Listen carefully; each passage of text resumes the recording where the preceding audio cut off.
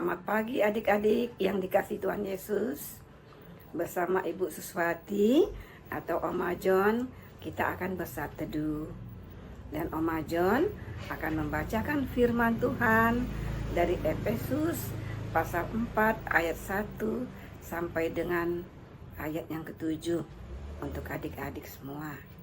Tapi sebelumnya kita berdoa dulu, mohon pimpinan Roh Kudus. Tuhan Yesus yang baik, terima kasih untuk anugerah nafas kehidupan dan kesehatan yang baru yang Engkau berikan kepada kami semua, untuk adik-adik, untuk mama papa, untuk oma opa, dan semua orang-orang yang Engkau kasihi. Tuhan, pagi hari yang indah ini kami akan membaca dan mendengar firman Tuhan. Tuhan tuntun dan Tuhan pimpin adik-adik agar supaya firman yang didengar boleh dimengerti. Ampuni dosa dan kesalahan kami, hanya di dalam nama Tuhan Yesus Kristus kami alaskan doa ini. Amin.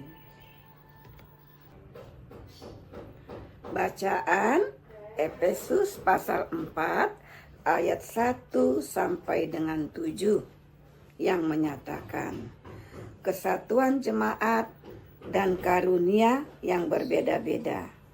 Sebab itu aku seorang tahanan karena Tuhan, menasehatkan kamu supaya hidupmu sebagai orang-orang yang telah dipanggil berpadanan dengan panggilan itu.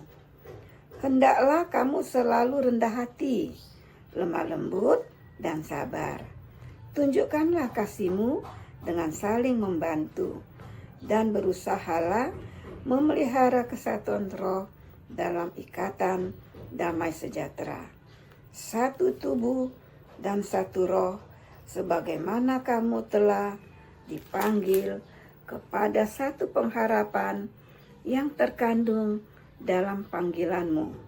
Satu Tuhan, satu iman, satu baptisan, satu Allah dan Bapa dari semua, Allah yang di atas semua dan melalui semua dan di dalam semua. Tetapi kepada kita masing-masing telah diberikan anugerah menurut ukuran pemberian Kristus. Demikian firman Tuhan. Haleluya. Adik-adik yang dikasih Tuhan, pasti adik-adik memiliki kelebihan dan kepintaran yang berbeda-beda. Ada yang pintar bernyanyi, pintar bermain musik seperti piano, bermain gitar, atau meniup suling, dan lain-lain. Ada juga yang pintar dalam olahraga, pintar olahraga karate, pintar bermain basket, main catur, dan lain-lain. Ada juga yang pintar menari, baik tarian tradisional atau tarian modern, atau yang pintar tari balet, atau pintar dalam pelajaran di sekolah, di mana adik-adik nilainya selalu bagus dan selalu dapat ranking karena adik-adik senang belajar, bahkan sering ikut lomba dan dapat juara. Seumpama nih kejuaraan matematika dapat juara, atau juara lomba di gereja atau antar gereja, lomba baca dan kuis Alkitab, karena adik-adik senang baca firman Tuhan lewat sabda bina umat tentunya. Nah, semua ini anugerah atau pemberian dari Tuhan Yesus yang patut adik-adik ucap syukur senantiasa. Namun, adik-adik tidak boleh sombong dengan prestasi atas kepintaran yang adik-adik miliki. Harus adik-adik pergunakan untuk membantu teman-teman dan untuk memuliakan Tuhan. Bagaimana sih caranya?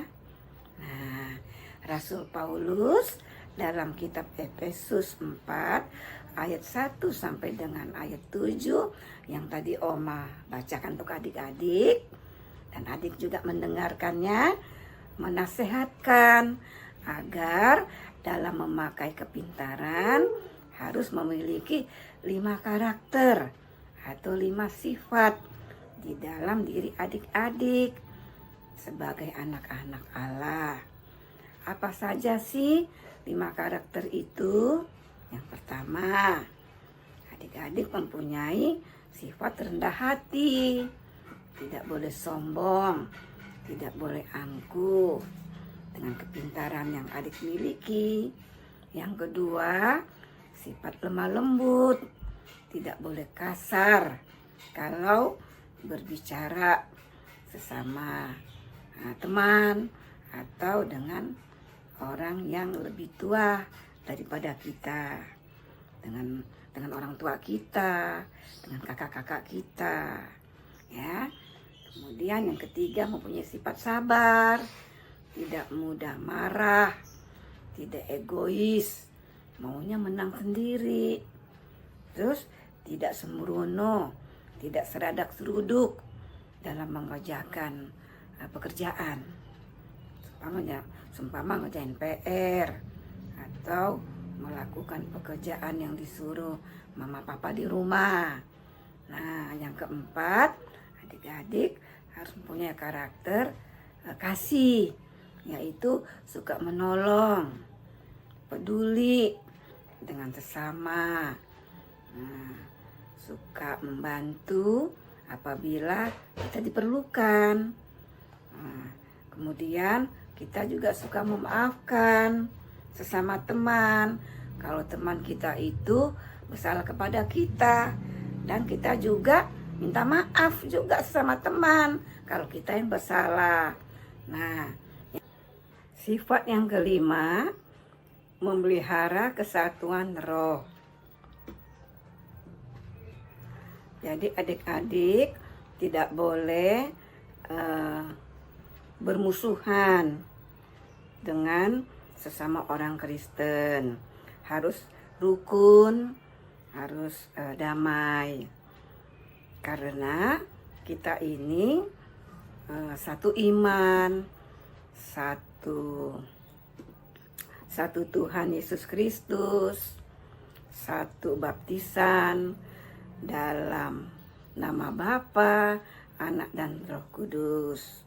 Nah, walaupun kita ini berbeda-beda gereja, ya kita tetap menjaga kerukunan. Apakah itu dengan teman-teman yang beragama Katolik, yang beragama dengan gereja GBI atau gereja karismatik. Oh, jadi kita nggak boleh, wah ini GPB Horeb ini yang paling oke dari gereja-gereja yang lain. Oh, tidak boleh. Itu Tuhan tidak menginginkan kita mempunyai sifat seperti itu. Karena apa? Kita semua ini anak-anak Tuhan. Satu iman, satu baptisan di dalam nama Bapa, Anak, dan Roh Kudus sebagai pengikut Yesus Kristus. Adik-adik, itulah semua 5 karakter yang harus kita miliki, yang dinasihatkan Rasul Paulus agar kita dapat melakukan kepintaran yang Tuhan anugerahkan untuk menolong sesama. Semoga dengan kepintaran yang Tuhan kasih, adik-adik bisa bersekolah tinggi, menjadi sarjana, dan punya jabatan. Seumpama jadi polisi, jadi pilot, jadi guru, jadi dokter, jadi karyawan di kantor, atau adik-adik bisa jadi lurah, atau menjadi gubernur, menjadi menteri, atau jadi presiden. Seperti Presiden Jokowi yang mencintai dan cintai oleh rakyat Indonesia. Atau mau menjadi pendeta, seperti Bapak Pendeta Irdian dan Ibu Pendeta Rika, yang selalu mewartakan cinta kasih Tuhan Yesus, Sang Penebus dosa, Sang Juru Selamat dunia. Adik-adik, semoga Tuhan mendengar dan mengabulkan doa serta cita-cita adik-adik. Karena Tuhan sayang adik-adik semua. Mari adik-adik kita tutup saat teduh dengan doa bersama. Tuhan Yesus, terima kasih untuk firman-Mu yang telah kami baca dan telah kami dengar. Tuhan menolong, Tuhan memberkati, Tuhan menyertai adik-adik, sehingga adik-adik dapat melakukan, mempergunakan kelebihan, kepintaran, anugerah pemberian Tuhan Yesus ini untuk menolong sesama. Karena Tuhan Yesus sudah terlebih dahulu mengasihi adik-adik. Hanya di dalam nama Tuhan Yesus Kristus kami sudah berdoa dan mengucap syukur. Haleluya. Amin.